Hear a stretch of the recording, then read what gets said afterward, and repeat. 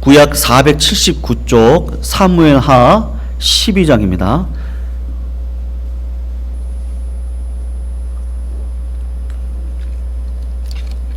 1절에서 15절 1절 말씀 제가 먼저 읽습니다. 여호와께서 나단을 다윗에게 보내시니 그가 다윗에게 가서 그에게 이르되 한 성읍에 두 사람이 있는데 한 사람은 부하고 한 사람은 가난하니 사람은 양과 소가 가난한 사람은 아무것도 없고 자기가 사서 기르는 작은 암양 새끼 한 마리뿐이라 그 암양 새끼는 그와 그의 자식과 함께 자라며 그가 먹는 것을 먹으며 그의 잔으로 마시며 그의 품에 누움으로 그에게는 딸처럼 되었거늘 행인이 그 부자에게 오매 부자가 자기에게 온 행인을 위하여 자기의 양과 소를 아껴 잡지 아니하고 가난한 사람의 양 새끼를 빼앗아다가 자기에게 온 사람을 위하여 잡았나이다. 다윗이 그 사람으로 말미암아 노하여 나단에게 이르되 여호와의 살아계심을 두고 맹세하노니 이 일을 행한 그 사람은 마땅히 죽을 자라. 그가 불쌍히 여기지 아니하고 이런 일을 행하였으니 그 양 새끼를 4배나 갚아 주어야 하리라 한지라. 나단이 다윗에게 이르되 당신이 그 사람이라. 이스라엘의 하나님 여호와께서 이와 같이 이르시기를 내가 너를 이스라엘 왕으로 기름 붓기 위하여 너를 사울의 손에서 구원하고 내 주인의 집을 내게 주고 내 주인의 아내들을 내 품에 두고 이스라엘과 유다 족속을 내게 맡겼느니라. 만일 그것이 부족하였을 것 같다면 내게 이것저것을 그러한데 어찌하여 내가 여호와의 말씀을 업심여기고 나 보기에 악을 행하였느냐? 내가 칼로 햇사람 우리아를 치되 암몬 자손의 칼로 죽이고 그의 아내를 빼앗아 내 아내로 삼았도다. 나를 업신여기고 햇사람 우리아의 아내를 빼앗아 내 아내로 삼았은즉 칼이 내 집에서 영원토록 떠나지 아니하야 하였고 여호와께서 또 이와 같이 이르시기를 보라 내가 너와 내 집에 재앙을 일으키고 내가 내 눈앞에서 내 아내를 빼앗아 내 이웃들에게 주리니 그 사람들이 내 아내들과 더불어 백주에 동침하리라. 너는 은밀히 행하였으나 나는 온 이스라엘 앞에서 백주의 이 일을 행하리라 하셨나이다 하니 다윗이 나단에게 이르되 내가 여호와께 죄를 범하였노라 하매 나단이 다윗에게 말하되 여호와께서도 당신의 죄를 사하셨나니 당신이 죽지 아니하려니와 이 일로 말미암아 여호와의 원수가 크게 비방할 거리를 얻게 하였으니 당신이 낳은 아이가 반드시 죽으리이다. 같이 읽습니다. 나단이 자기 집으로 돌아가니라. 아멘. 여러분 오늘 설교 제목을 주보를 보시면 아실 것인데요. 애통과 기쁨 그리고 불가사의한 이중창이라는 제목을 잡았습니다. 제가 신대원 다닐 때니까 지금으로부터 약 한 15년, 16년 전인데요. 그때 유행했던 책이 하나가 있었습니다. 한국의 유명하신 목사님이 쓰셨던 책인데 청부사상이라는 책이 있습니다. 그래서 우리 예수 믿는 사람들은 다 부자가 되어져야 되고 그 부자로서의 역할들이 있다라는 이야기를 했던 책이 있었는데요. 성도님들 예수 믿는 사람은 마음이 청결하고 부자가 되어져야 됩니까? 아니면 청빈 사상이죠. 가난하더라도 마음만 깨끗하면 하나님께서 받으실 수 있을까? 그 이야기를 우리 성도님들에게 오늘 먼저 좀 질문을 드리고 싶습니다. 한번 생각을 해보시라는 거예요. 지난주 우리 강사 목사님 오셔서 금요일날 설교를 하셨는데 그 목사님께서 노회장이실 때 하셨던 것 중에 하나가 잘한 거가 있는데 그게 뭐냐면 목사님들 회의를 앞두고 그냥 날마다 짜장면에 탕수육 시켜서 드셨다. 그렇다 그러더라고요. 그런데 나이가 있으신 목사님께서 한 번은 책상을 한번 팍 치시더니 맨날 어떻게 짜장면하고 탕수육만 먹냐고, 좀 다른 것도 먹으면 좋지 않냐. 그래서 그 목사님께서 그 다음부터는 삼선 짜장면으로 그렇게 시켜가지고 먹었다고 그러더라고요. 저는 그 이야기를 딱 들으면서 조금은 좀 불편했습니다. 마음이. 딱 좋지만은 않았는데, 성도님들, 우리가 그냥 단순하게 예수 믿는 사람은 그냥 무조건 짜장면 먹고 살아야 됩니까? 그래, 가난하게 사는 게 맞습니까? 아니면 그 반대도 있어요. 그냥 예수 믿으면 무조건 부자로 살아가는 게 맞는가? 사실은 이 문제는요, 초점과 본질이 지금 잘못 설정되어져 있습니다. 그리스도인의 삶에 대한 뿌리 깊은 오해가 우리 성도님들의 삶 가운데 분명히 있는데, 이 거듭남과 회심의 문제가 있거든요. 이 거듭나거나 회심의 문제를 떠나서 청빈을 논하면은 절대로 되지 않습니다. 그래서 한국교회에 두 가지 극단적인 오해가 있는데, 한편으로는 그리스도인들이 늘 이렇게 애통하는 사람, 늘 얼굴이 눈물로 덮여 있는 사람이라고 생각을 합니다. 그래서 예수 믿는 사람들에게 늘 이 애통하는 마음이 있어야 되고 눈물을 흘려야 되는 사람들이다라는 그런 오해를 하는 경우가 생기는 것인데, 제 기억으로 아마 우리 한국교회가 60년대, 70년대 전반적인 모습이었다고 생각을 합니다. 그 당시만 하더라도 한국교회는요, 성도님들이 가난하고 고난이 유난히 인생 가운데 많았기 때문에 사실은 눈물이 많았어요. 그래서 하나님께 나아오시는 분들은 다 하늘 가지고 하나님의 눈물로 풀어지는 경향이 그 당시에 있었습니다. 근데 한국교회가요, 80년대, 90년대를 넘어가면서 이 경제 성장과 맞물리면서 많은 한국교회 성도님들이 물질적으로 부유하게 되어졌습니다. 그래서 어떤 마음이 생겼느냐 하면, 야, 그렇게 교인들이 맨날 이렇게 눈물만 흘리고 하나님 앞에 그런 삶이 진짜 삶은 아니지 않냐. 그래서 기쁨의 삶을 살아야 된다. 사도 바울이 빌립보에서 기뻐하라고 하신 말씀을 의지하고 순종하라고 가르치는 것인데, 뭐라고 극단적으로 했냐면 슬퍼도 기뻐해라. 심지어 사랑하는 사람을 잃은 장례식장에도 기쁨의 찬송을 올려라. 기뻐해야 된다. 그리고 실제로 있었던 일인데, 어떤 교회 권사님이 암이 걸리셨어요. 그래가지고 남편분이, 권사님이 암이 걸리셔서 이제 죽게 생겼습니다. 그래서 그 남편 장로님께서 막 울먹울먹하고 울으셨는데, 어떤 분이 그러신 거예요. 이제 죽으면 천국 가는데 뭘 그걸 가지고 우냐고. 그랬더니, 그러면 너 암에 걸려가지고 너 죽을 때 한번 보자고. 진짜 눈물 흘리지 않나 안 흘리나 한번 보자. 우리 기독교가요, 잘못 생각하면 이 극단적으로 갈 수가 있는 것이죠. 그런데 감정이라고 하는 게 부인될 수 있습니까? 사랑하는 아내가 됐던 남편이 됐던 우리 성도님들 중에 슬픔을 당하신 분들이 계셨는데요.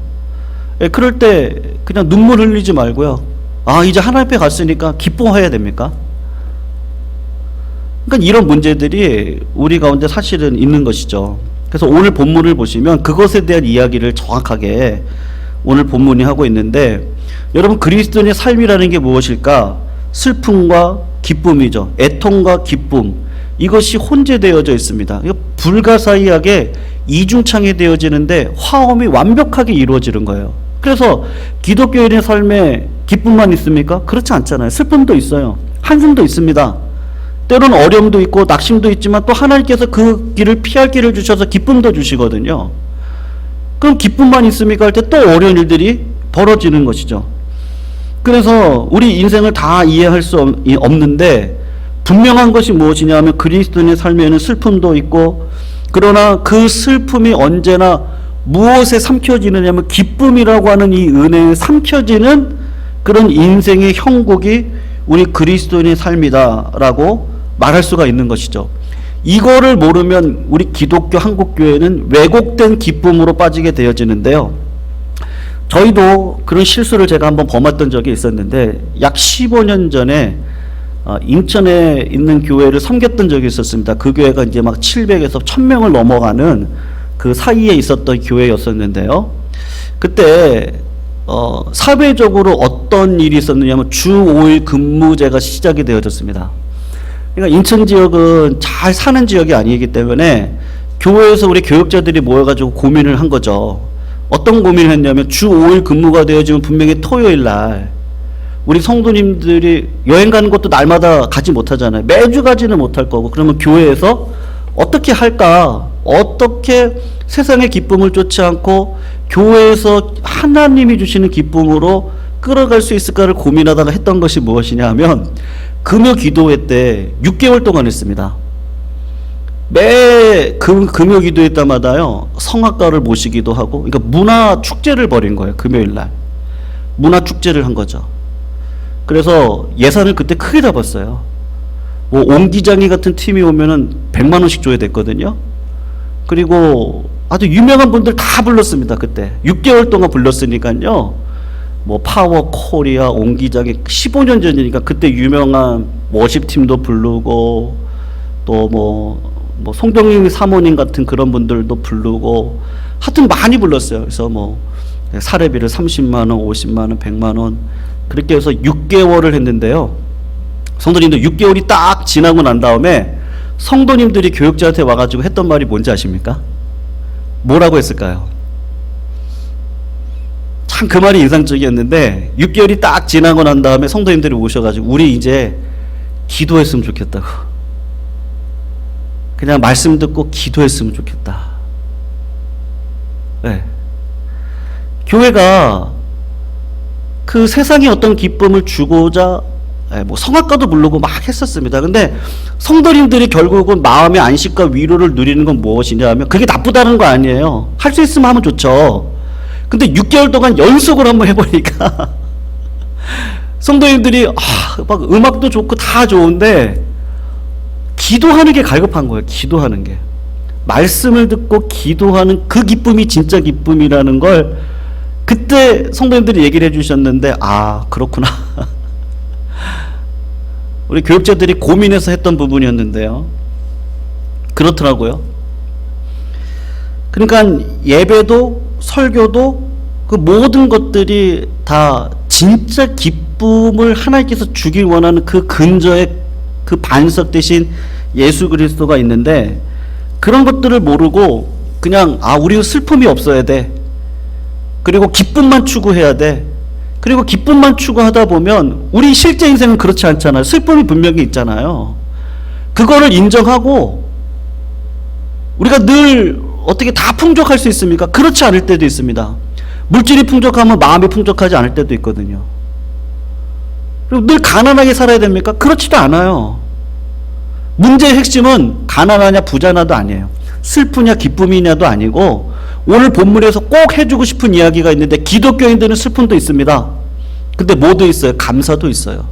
근데 감사와 슬픔의 그 근저, 그 원인 제공은 어디에서부터 출발하냐, 이게 진짜 중요하거든요. 여러분, 그래서 오늘 본문 말씀을 보면요, 그리스도인의 삶의 애통이라고 하는 부분이 있습니다. 우리가 너무나 잘 알다시피 다윗은 이 나단이 그 얘기하는 거, 당신이 그 사람이다. 나단 선지자를 통해서 주어진 하나님의 말씀 앞에 다윗이 했던 고백이 뭐냐면, 나는 여호와께 죄를 범했습니다 라고 이야기를 한다 이 말입니다. 여러분, 슬픔하면 우리는 보통 인생 가운데 우리 주변에 계신 분들이 죽음이라고 한다든지 병이라고 한다든지, 또 갑작스럽게 일어난 이런 코로나, 그리고 사업의 어려움이라든지 직장의 어려움이라든지, 또 자녀들이 가지고 있는 또 부모님만의 어떤 힘으로 되어지지 않는 뭐 사춘기부터 성장통들이 있잖아요. 그런 것들을 통해서 오는 슬픔들을 우리가 생각하기 쉬운데, 성경이 내리는 정의는 그런 이야기를 하고 있는 것이 아니에요. 그거는 죄의 결과들입니다. 근데 진짜 슬픔이 우리들에게 필요하다는 거예요. 그런 슬픔 말고 하늘의 슬픔이 필요하다고 성경이 이야기를 하는 거예요. 그 하늘의 슬픔이 있고 하늘의 기쁨이 있다는 것을 이 땅을 살아가는 그리스도인들은 알아야 된다는 거예요. 단순히 풍족하면 슬픔이 없습니까? 그런 이야기 하는 게 아니고, 하늘의 슬픔이 있다. 하늘의 기쁨이 있다. 근데 그것이 어디서부터 출발하냐? 그것은 말씀에서부터 출발한다. 지금 오늘 본문이 그 이야기를 하고 있는 겁니다. 성도님들, 우리 주님이 오셔가지고 무슨 이야기 했습니까? 귀 있는 자는 들으라 그러셨어요. 그러니까 많은 사람들이 하나님의 말씀을 듣는데 그 말씀이 깨달아지지가 않아요. 그래서 1차원적으로 생각을 해요. 그런데 말씀이 귀에 들리고 말씀이 깨달기 시작을 하면 이 땅 가운데 있는 진짜 슬픔이 어떤 슬픔이고 이 땅 가운데 있는 진짜 기쁨이 무엇인지를 알게 되어지는데, 여러분 우리 주님이 하셨던 비유가 있었어요. 목자가 있고 양의 비유가 있습니다. 양은 자기 목자의 음성을 듣고 목자가 가라고 하는 곳으로 가요. 근데 목자가 가라고 하는 곳을 자세히 보시면 어디를 가요? 사망의 음침한 골짜기를 지나갈 때도 있어요. 거기서 오는 슬픔이 있습니다. 그리고 푸른 초장으로 인도해 가세요. 거기서 오는 기쁨이 있거든요.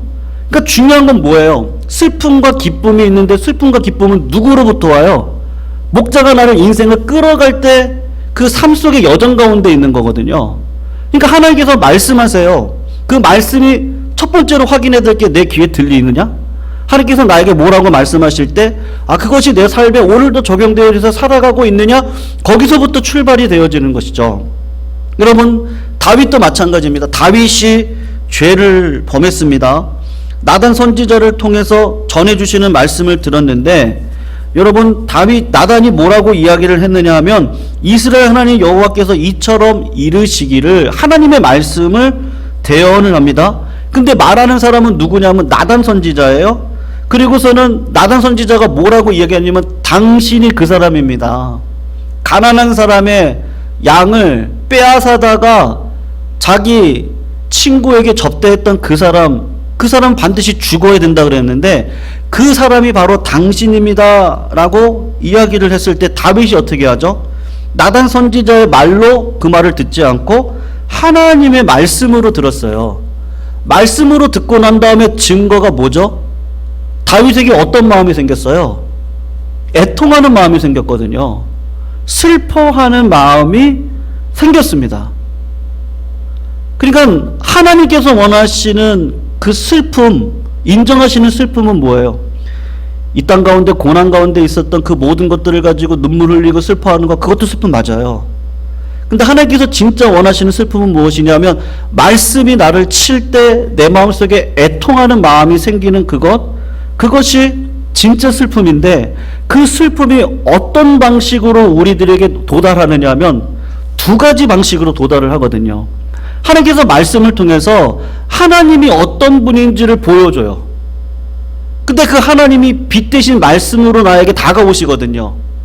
그러면 두 번째 단계가 뭐냐면 빛 앞에 서 있는 나의 그 치졸하고 어리석고 여전히 고난 속에서 낙심하고 있어요. 여전히 어려움 속에서 내 마음을 하나님 앞에 두지 못하고 있는 연약한 모습을 발견하게 되거든요. 그때 내가 여전히 나를 의지하고 있구나. 그 마음에 나는 여전히 하나님을 의지하지 않고 삶을 살아가려고 하는 내 본성 속에 있는 죄의 종이네. 이거를 알면서 내 마음속에 애통하는 마음이 생기는 것입니다. 여러분 오늘 본문 다윗의 한번 경우를 잠깐 보세요. 성경 말씀을 잠깐 읽어볼 건데요. 나단이 당신이 바로 그 사람입니다 라면서 이야기를 하는데 우리 한번 보세요. 7절부터 한번 읽어볼게요. 천천히 7절, 8절, 9절, 10절 말씀 한번 읽어봐요. 7절부터 한번 읽어봅니다. 시작. 나단이 다윗에게 이르되 당신이 그 사람이라 이스라엘의 하나님 여호와께서 이와 같이 이르시기를 내가 너를 이스라엘 왕으로 기름 붓기 위하여 너를 사울의 손에서 구원하고 내 주인의 집을 내게 두고 내 주인의 아내들을 내 품에 두고 이스라엘과 유다 족속을 내게 맡겼느니라. 만일 그것이 부족하였을 것 같으면 내가 내게 이것저것을 더 주었을 것이다. 9절 말씀 읽어봐요. 그러한데 어찌하여 내가 여호와의 말씀을 업신여기고 나 보기에 악을 행하였느냐? 내가 칼로 햇사람 우리야를 치되 암몬 자손의 칼로 죽이고 그의 아내를 빼앗아 내 아내로 삼았도다. 여기까지만 읽어볼게요. 성도님들, 나단 선지자가 당신이 그 사람이에요 그러면서 지금 누구에 대해서 먼저 이야기를 하고 있어요? 하나님에 대해서 먼저 이야기를 하고 있어요. 하나님께서 다윗을 이스라엘 왕으로 삼으려고 기름을 부었어요. 그리고 사울의 손에서 구원해 주었어요. 하나님께서 다윗의 주인이었던 사울의 나라를 그리고 다윗에게 줬어요. 하나님께서 이스라엘 족속, 유다 족속을 모두 다윗의 손에 맡기셨어요. 그러면서 하나님께서 선하신 하나님이라는 걸 지금 말씀하시는데, 뭐가 부족하다고 하면 구하는 대로 하나님께서 다윗에게 더 주려고 하나님은 그런 마음을 가지고 계셨습니다. 무슨 이야기를 하는 거예요? 하나님의 선하심에 대해서 이야기를 하고 있는 거예요. 아무것도 아니지 않았냐? 너가 목동이었어요. 막둥이였어요. 그런 너를 믿음을 심어주고 하나님께서 동행하셔서 어디를 가든지 승리해가지고 이스라엘 나라의 왕으로 삼았는데, 그 모든 것들이 다 하나님께로부터 오지 않았냐? 하나님이 더 주려고 그랬다는 거죠. 그 빚대시 하나님 앞에 딱 쓰니까 다윗의 죄가 딱 보이는데, 그 다음에는 죄에 대해서 이야기를 하는 거예요. 10절 말씀을 보세요. 뭐라고 이야기해요? 다윗의 죄에 대해서 뭐라 그러죠? 내가 나를 없인 여겼다. 햇사람 우리아의 아내를 빼앗아 내 아내로 삼았다. 빼앗은 일에 대해서 두 가지 악을 이야기하는데, 우리아를 죽인 것과 우리아의 아내 바세바를 자기 아내로 취한 것을, 두 가지 악에 대해서 이야기를 하고 있어요. 사랑하는 성도님들, 하나님께서요, 이게 진짜 슬픔인데 그 슬픔을 성도님들이 다 가지시기를 부탁드리고 축원해요. 그게 뭐죠? 하나님을 누구신지를 우리에게 자꾸 보여주세요. 그러니까 빛 대신 하나님께서요, 나에게 오셔서 말씀하시거든요.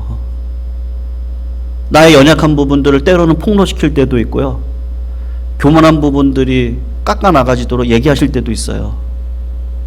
그리고 이런 부분에서는 네가 하나님 뜻대로 걸어가고 있으니까 걱정하지 마, 마음에 근심하지 마, 그리고 내가 이룰 거야, 그런 것들을 느낄 때가 있습니다.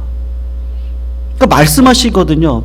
빛 대신 주님이 말씀하실 때 내 마음속에 두려움이 확신으로 바뀌기도 하고, 내가 가지고 있는 죄악들이 이런 거고 이게 진짜 죄악이구나 라는 것을 알게 돼서, 내가 하나님 아니면 안 돼요.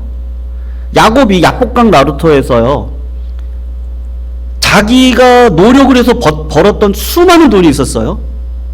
그거를 에서한테 보내려고 다 약복강 나루에서 하나씩 보내잖아요. 그거를 실제로 계산하면 얼마냐? 손을 한 200억 정도 돼요. 지금 돈으로 계산을 하면 에서에게 보낸 돈이. 그러니까 얼마나 자기의 계략으로 돈을 얼마나 많이 벌었겠어요. 근데 하나님께서 그거를 의도적으로 다 떠나보내게 해요. 다 의지했던 거 다 떠나보내게 해요. 자식들까지도 다 떠나보내게 하고, 홀로 야복강 나루터에 딱 있을 때 하나님의 천사가 와서 그와 씨름을 하죠. 그리고 다윗으로부터 야곱으로부터 최종적으로 듣고 싶은 말이 뭐였어요?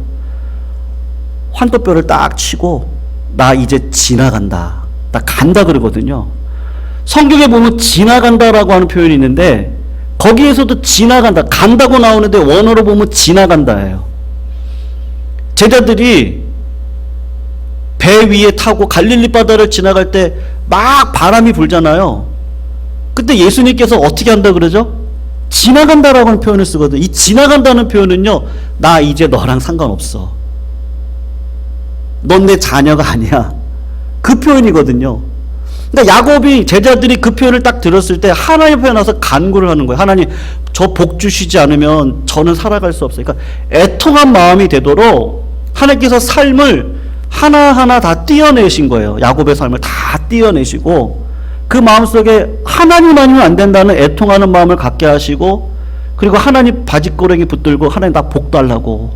그래서 하나님이 뭘 바꿔주세요? 이름을 바꿔주시잖아요. 이름을 바꾸는 게 뭐죠? 성도님들, 내 이름은 누가 줘줘요? 우리 교회 성도님 중에 이름 바꾸신 분들도 계시지만, 진짜 이름은 누가 줘주시죠? 부모님이 줘주시잖아요. 그러니까 자녀라는 거거든요. 이름을 바꾼다는 건 자녀라는 거거든요. 내가 너 책임진다는 거거든요. 그러니까 하나님께서 진짜 슬픔을 저희들에게 주시는데, 이 애통하는 마음을 주시는 거예요. 그래서 애통의 마음은 어디서부터 오냐? 하나님의 말씀으로 와요. 하나님께서 베풀어 주신 그 은혜로 와요. 그리고 말씀이 들리게 하세요. 그 들려진 말씀을 통해서 내가 철저하게 죄인이라는 걸 깨닫게 하세요. 그래서 다윗이 그 사실을 깨달은 거예요. 그래서 시편 51편을 보면 그 51편에 이 시를 지었던 그것이 밧세바를 범하고 나단 선지자가 와서 당신이 그 사람입니다 라고 했을 때 그 시를 졌다 그러잖아요. 그래서 다윗이 깨달은 게 뭐냐면 시편 51편 17절에 하나님이 구하시는 제사는 상한 심령이에요. 하나님이여 상하고 통회하는 마음을 주께서 멸시치 아니한다. 성도님들, 우리가 신앙생활하면서 예배가 중요하다는 걸 알아요. 그래서 어릴 적에는 부모님들이 예배 드려야 된다, 헌금해야 된다. 저 어릴 적에 부모님들이 아침이면 100원씩 줬거든요. 근데 제가 그 100원을 가지고 헌금을 다 드린 게 아니고요. 50원은 쭈쭈바를 사 먹고 50원은 안성탕면을 사 먹었어요. 그리고 집에 가서는 헌금했다 그런 거예요. 한 번은 걸린 적이 있었어요. 대통령 혼났죠. 그리고 헌금을 했어요.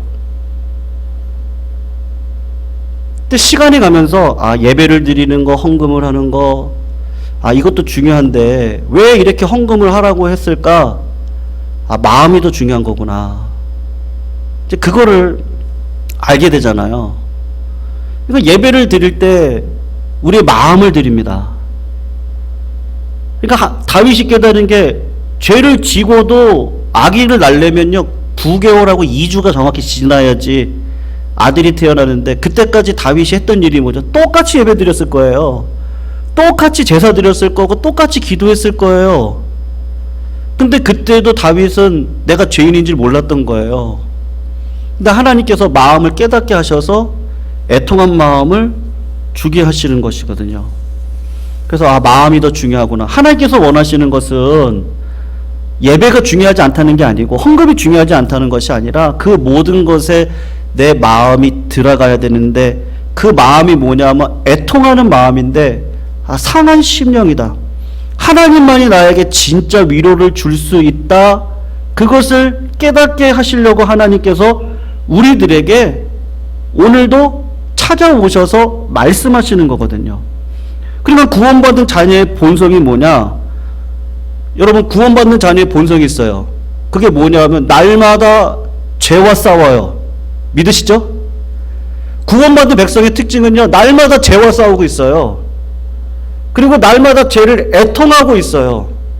이게 사라지면요 누구든지 무너져요.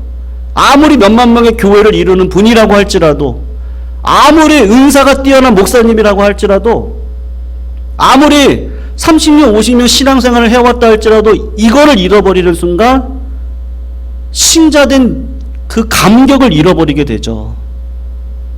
그래서 하나님께서 구원받는 자녀의 본성을 그때 딱 심어주시는데, 죄와 싸우게 하시고 죄가 뭔지를 알게 하시고, 그리고 하나님만이 내 인생의 주인이라는 걸 알게 하셔서 그것을 가지고 하나님 앞에 날마다 나아가게 합니다. 그래서 시편 51편을 보면 내가 주께만 범죄했습니다. 말도 안 되는 얘기를 하고 있는 거야. 세상의 상식으로 보면 누구에게 범죄한 거예요? 우리아에게 범죄했죠. 밧세바에게 범죄했어요. 밧세바의 아빠가 다윗의 나라를 세우는데 충신이었습니다. 나중에 열왕기를 보면서 살펴볼 건데요. 그 장인이 충신이었어요. 우리아의 장인이. 그러니까 누구한테 범죄한 거야? 그 가정을 완전히 그냥 무너뜨린 다윗인데 내가 주께만 범죄했다라는 이상한 이야기를 하는데, 그 말이 신앙적으로 맞는 말이죠. 내가 이분들에게 큰 죄를 범했지만 결국은 누구한테 죄를 범하고 있는 겁니까? 하나님께만 죄를 범하고 있는 것이죠. 근데 참 신기해요.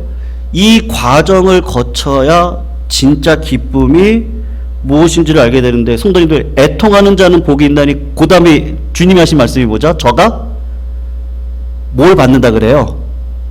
위로를 받을 것이요. 애통하는 자가 복이 있는데 저가 위로를 받을 것이다. 참된 기쁨이 하나님께 있구나. 그래서 시편 51편을 보면 12절인데요. 주의 구원의 즐거움에 참여케 하시게 해달라고 기도를 하고 성신이 떠나지 말라고 이야기를 하고 시편 32편 1절을 보면 허물의 사함을 얻고 그 죄의 가리움을 받는 자가 복이 있다.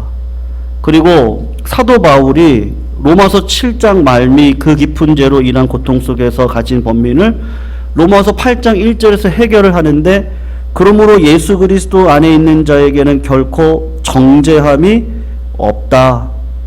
결국은 주님만이 진짜 치료자라는 것을 깨닫게 하시도록 우리들에게 어떤 슬픔을 주세요? 하늘의 슬픔을 허락하시게 되고, 여러분 병자만이 의사의 가치를 존중하고 필요로 하는 것처럼 애통하는 마음의 소유자만이 그리스도를 자기 영혼의 의사로 존중해서 날마다 예수 그리스도 앞에 나오는 일을 멈추지 않는 삶을 살아가는데, 애통하는 자에게 기도의 능력이 있습니다.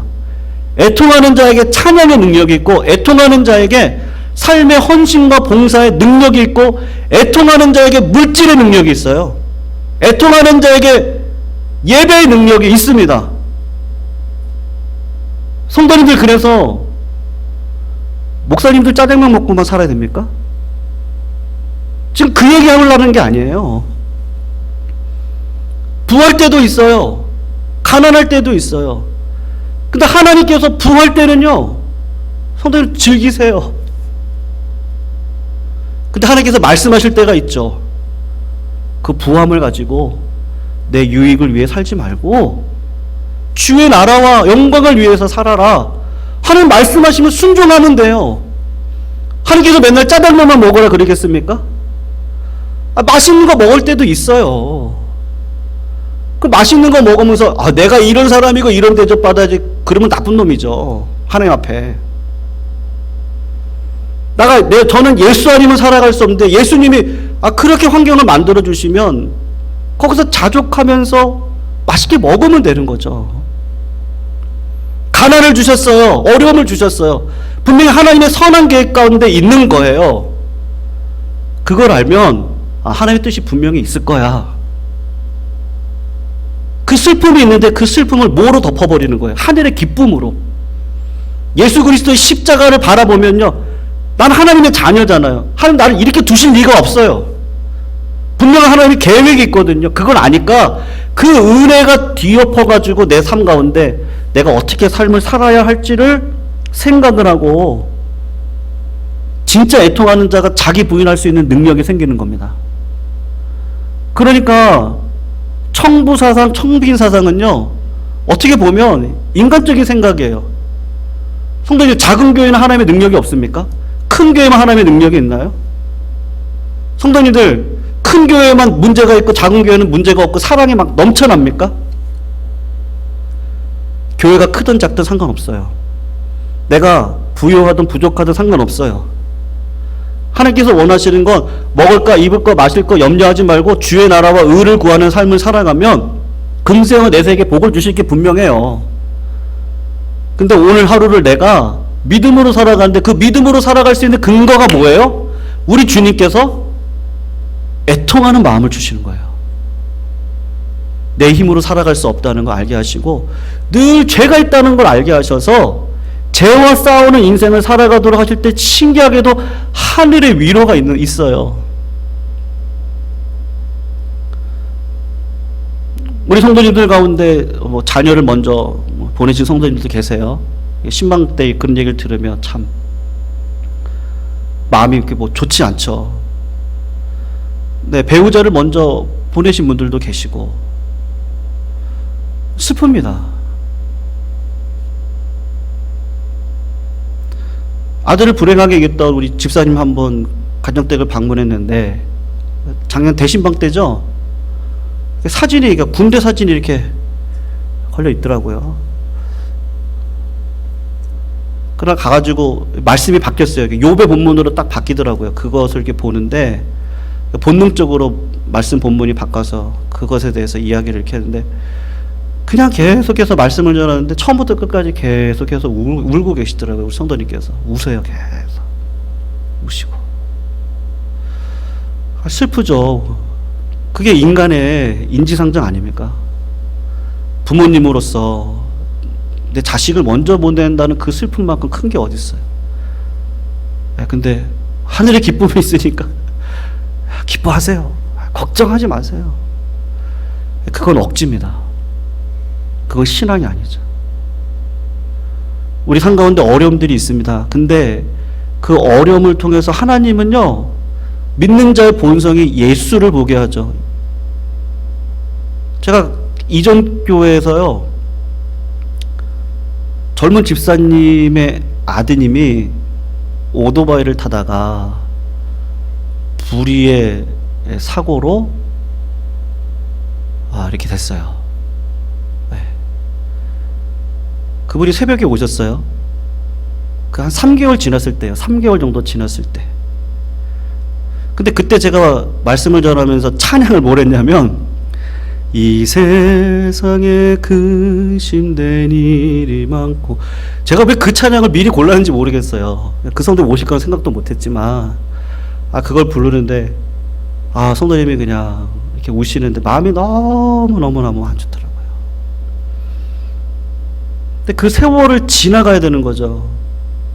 근데 지금 뭐 한 4년 지났는데요, 그 자식이 돌아갈 그 길이 오면 또 마음이 또 얼마나 슬프겠습니까? 근데 진짜 위로가 뭐죠? 그래도 구원받고 갔다는 거, 그리고 천국 가면 다시 볼 거라는 거. 근데 그 죄를 이긴 우리 주님이 내 삶의 주인이라는 거, 하나님이 내 아버지라는 거, 그 본성 때문에 그 힘들고 어려운데도 기도의 자리에 나와서 하나님 앞을 바라보는 우리 신자의 삶은요, 슬픔과 기쁨이 교차합니다. 근데 천국 가면 이건 없어요. 이제는 기쁨만 있어요. 그때는 죄의 장애물이 없이 하나님을 알아가는 게 너무 기뻐요. 그때는 슬픔이 없어요. 근데 주님 만나는 그날까지 우리는요, 이 슬픔과 기쁨이 교차되면서, 근데 그것이 화음을 넣어가지고 화음이 맞아서 마음 안에 평안을 가지고 살아갈 수 있는 은혜를 저희들에게 허락해 주시는 것이죠. 성도님들, 다윗이 가늠의 죄를 통해서 하나님께서 우리들에게 주시고자 하시는 게 뭐예요? 우리 인생 가운데 죄로 인한 슬픔이 있다. 근데 그 죄로 인한 슬픔을 하나님께서 이길 수 있는 힘을 주신다. 다음 수요일날 살필 거는요, 징계와 은혜입니다. 죄에 대한 징계가 우리 가운데 있어요. 백주대낮에 다윗의 처가 다 부끄러움을 당하는 일들이 벌어져요.